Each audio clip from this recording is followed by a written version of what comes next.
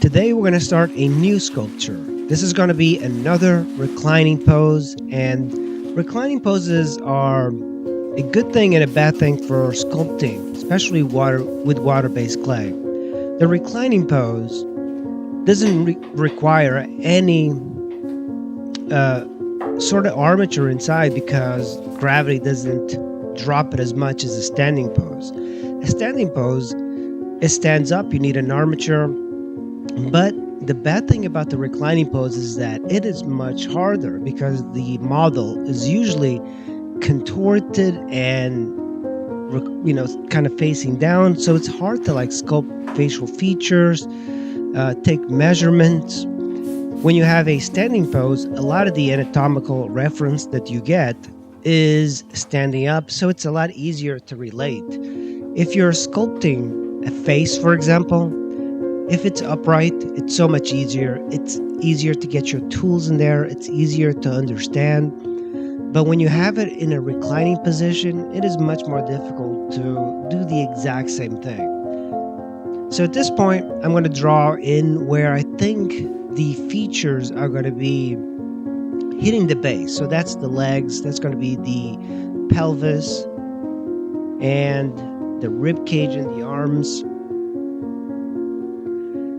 I usually do this because I want to kind of build it up. With water clay, you have to build it from the ground up. There is no armature, at least I'm not using an armature. You could use an armature and make a mold out of it.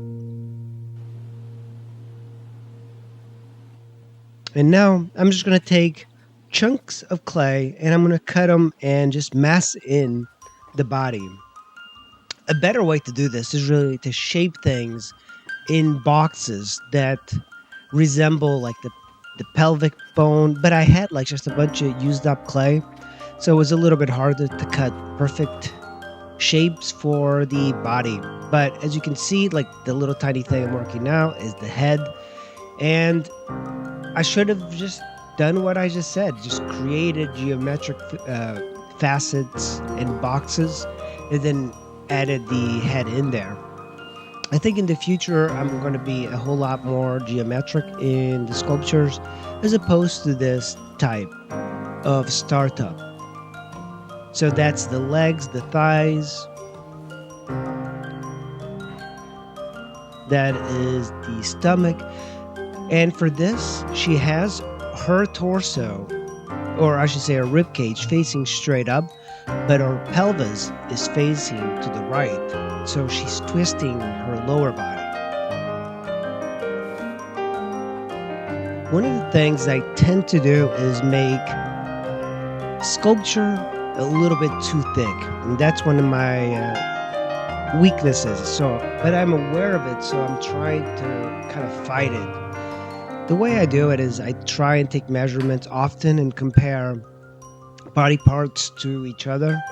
But when a pose is reclining like this, it's a little bit harder to find the reference. By the way, you can use reference from femaleanatomyforartists.com, but unfortunately, the photographs from there, they're very flat. The photography looks beautiful, but it does not work well for sculptors. It might work well for somebody who's drawing or painting, but you have to be able to see the different muscles on the human body. And the problem with the reference from there is that it's very flat. The best way, of course, to use models is a live model because you can see everything. And I know that when you see this model up close in person, you would see where the bones are, you would see where the muscles are. But in this sort of pose and photograph online, you just can't see it because everything's washed out. So you have to rely a lot more on your knowledge of anatomy. That is one of the downsides of working from photographs. But you can see like where I'm putting in the hip. And at this point, I'm building it very, very thinly. I don't want to add too much clay at the same time because otherwise I don't want to be removing too much. That's one of my issues that I have is just I keep removing. Removing clay takes a lot longer than just adding clay.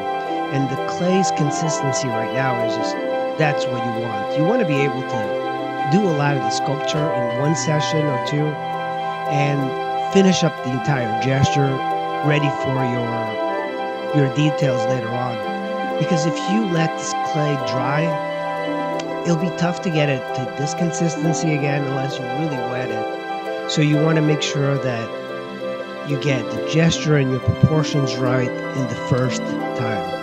Doesn't always work for me, but I wanted to do that in the beginning.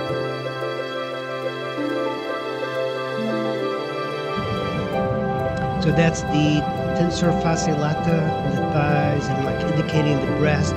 The hip bone, which is the great trochanter of the femur, is really important.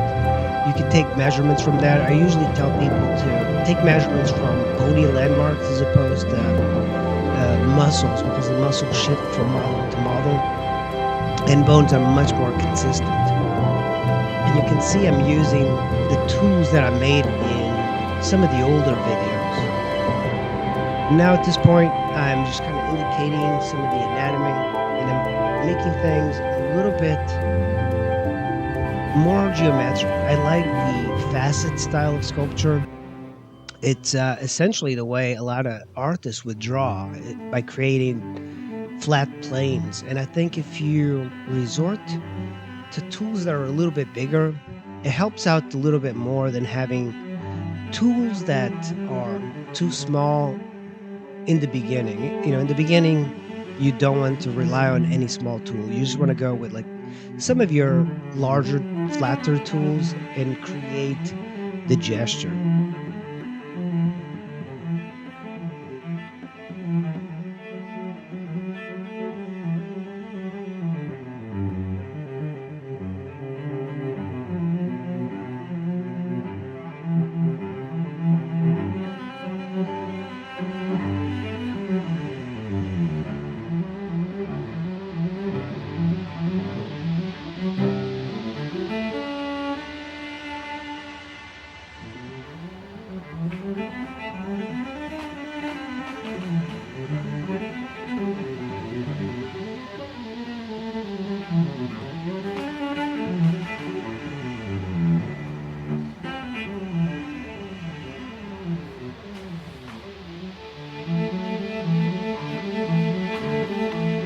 I do have to admit, I had quite a bit of an issue sculpting this one. It's been a very difficult project.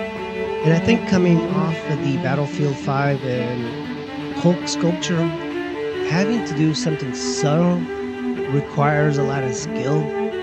I do love sculpting figures in general, but you have a lot more creative freedom in a kind of supernatural sci-fi sort of thing. It's still difficult, of course, but you can kind of hide it. By the way, my hands should not be that dirty. That's not really how you use clay. Like that's something that you see a lot in art schools, is that the sculptors are always like filthy. I think the reason I'm filthy like that is that I was like wetting the clay in the bag, and when you reach in the bag, you get all the water on your hand. But yeah, you shouldn't be this dirty. You shouldn't get clay all over your face. Whenever you go into like an art classroom, the sculptors have like clay on their face, and I'm always wondering, what are they doing? Are they eating the clay? But yeah, you shouldn't be dirty. So at this point, I'm like just trying to create nice facets. There's the sternum, and indicating like the major parts, the hair. I decided that the hair is going to be dripping down over the base. And there's still time to create a motif. I haven't decided what I really want.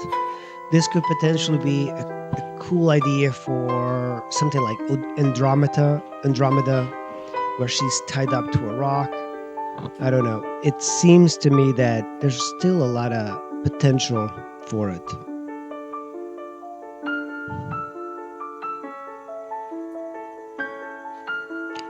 If you look closely, you'll see the little dots in the clay, and that is the grog. I am using grog clay.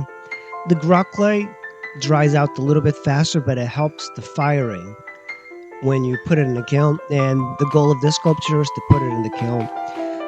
When you're sculpting arms, for example, one of the things I've seen people do is that the arms just go straight into the base, but you should create some indication that they're above the base.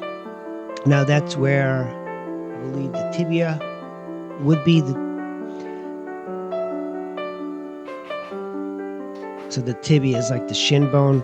It should be curved. Every single bone is actually kind of curved. I think a lot of people, including me, sometimes put the bones way too straight, but human bones are slightly curved, and you have to pay attention to that. And also, it creates a little bit more elegance to have straight, rounded bones. And it's not so much that it's rounded; the roundness is very subtle, but because of the contour of the muscles surrounding that bone, for example, it looks like it's much more round. So you would have the gastrocnemius near the tibia that would indicate that there's like this C curve to the shape of the actual lower leg. So I'm going to add just a little bit of the back. And it's difficult getting into the back because you can't really fit your hands comfortably underneath. That's a negative towards water clay, is that you can't really like chop off parts of the sculpture and take it somewhere else and like work on it, move the head, remove the head, because everything is kind of attached. It's all melted together. So if you do that, it's hard to reattach. And if you watch some of the videos that I did of the Hulk, when I removed the part to hollow out, I had issues with it cracking, and that's something that happens often. Also, in my studio, I get like weird light, so sometimes it's very difficult to see because the sun shines directly in there. But you're starting to see that shape that I want. I'm still struggling with the proportions, and sometimes one of the things that happens is that I start a sculpture and I love working in the beginning, but then you reach this kind of plateau and you're like, oh my God, I can't get over this.